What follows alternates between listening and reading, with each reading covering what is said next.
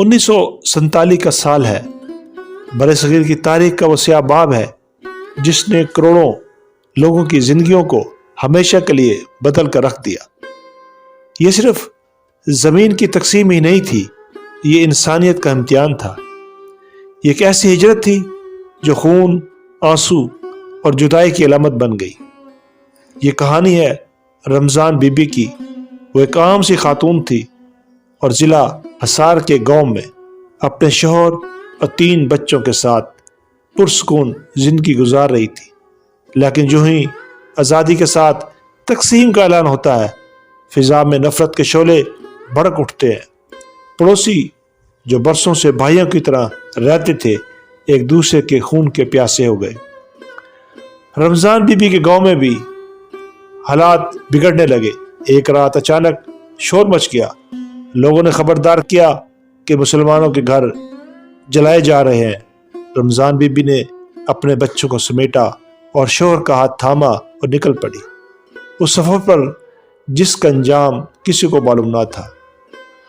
Ramzan be be اور اس کا خاندان ایک قافلے کے ساتھ پاکستان کی طرف رواں دواں تھا۔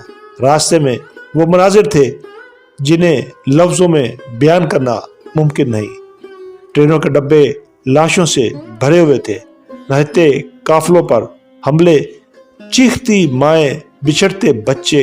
ایک مقام پر حملہ ہوا، گولیاں چلی، ہجوم میں بھگدڑ مچ گئی۔ رمضان بی بی کا شوہر اور ایک بچہ شہید ہو گئے۔ بی بی نے اپنی باقی 2 بچوں کو سینے سے لگا لیا اور آنکھوں میں آنسو، قدموں میں تھکن اور دل میں خوف لیے چلتی رہیں۔ آخرکار وہ پاکستان پہنچی، لیکن جو کچھ کھو چکی تھی وہ اسے کبھی واپس نہ مل سکا۔ رمضان بی بی نے لاہور میں پناہ لی، ساری عمر اپنے شوہر اور بیٹے کو یاد کرتے رہیں۔ آج بھی اس کہانی، یہ صرف رمضان بی بی کی کہانی نہیں، یہ لاکھوں مہاجرین کی آواز ہے جو اپنے پیاروں کو، گھروں اور زمینوں کو چھوڑ کر ایک نئے وطن کے خواب لیے نکلے تھے۔ پاکستان ہمیں مفت نہیں ملا، اس کے پیچھے قربانیوں کی ایک پوری داستان ہے جسے یاد رکھنا ہمارا فرض ہے۔